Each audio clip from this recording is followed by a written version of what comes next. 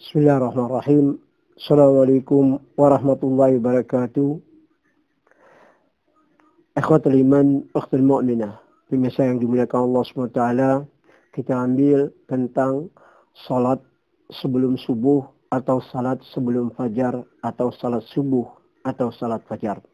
Ikhwatul iman, kita tahu betul di dalam Al-Quran surat Isra menyebutkan tentang salat fajar ataupun salat subuh. Kama qala Allah Ta'ala ba'da a'udzu billahi samil alim minasyaitonir rajim, aqimis salata liduluki syamsi ila ghasaqil lail wa qur'anal fajr inna qur'anal fajr kana mashhuda. Tegakkan salat ketika matahari di jantung langit au fikir bidas sama dan ghasaqil lail asar maghrib isya.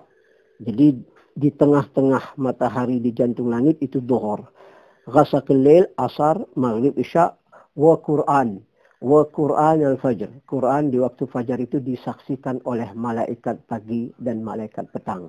Maka ikhwatul iman, ada salat yang harus kita perhatikan. Terutama kama qala Nabi SAW, salat subuh dan salat asar.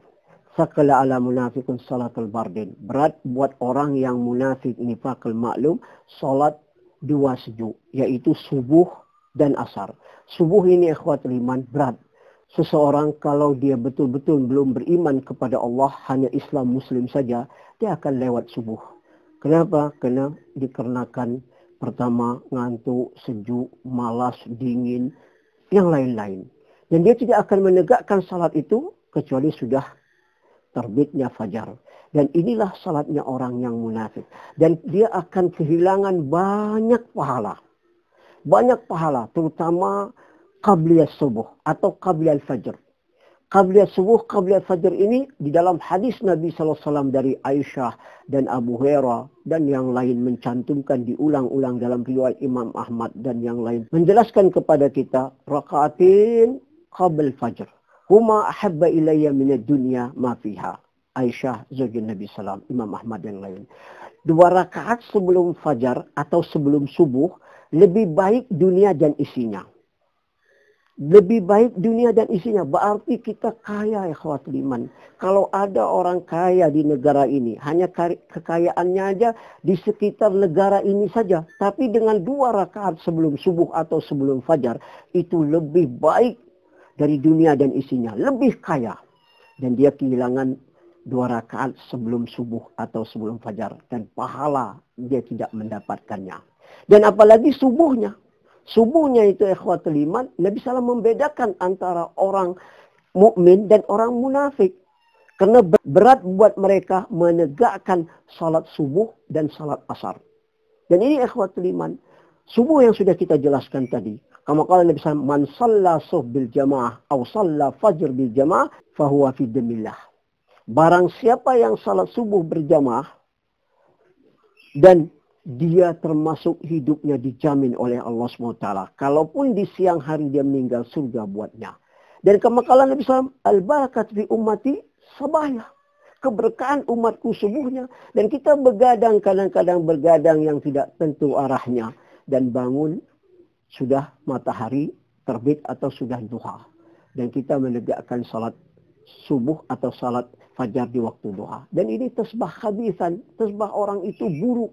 Khabis itu tidak baik, jelek, buruk. Maka hari ini akhwatul iman, Nabi SAW sudah memperingatkan kita 15 abad yang lalu. Asar. Asar juga yang disebut salat 2 sejuk. Kenapa? Karena penentuan salat asar itu bisa menentukan salat-salat yang lain. Kama qala Allah Ta'ala, hafidhu ala salawatu salatul wusta uqumul lakanitin. Jagalah salat-salat dan salat asar. Kenapa? Karena salat asar ini berat buat orang yang memiliki munafik nifaqal maklum.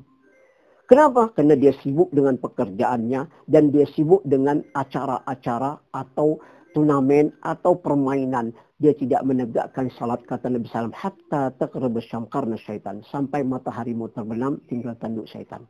Barulah mereka isra'u. Cepat dengan segera menegakkan salat asar itu. Itulah kata Nabi SAW, salat orang munafik 3 kali. Tilkal munafikun, 3 kali. Maka ikhwatul iman, penentuan salat asar ini adalah menentukan salat kita yang selanjutnya, maghrib, isya, subuh, zuhur. Tapi kalau dia sudah meninggalkan salat asar, jangan harap dia bisa menegakkan salat 5 waktu. Di dalam hadis Abdullah bin Umar, anna Nabi sallallahu alaihi wasallam qaal, alladzina tafutu salatul asr ka'annama witra ahlahu wa malu, muttafaqan alaih.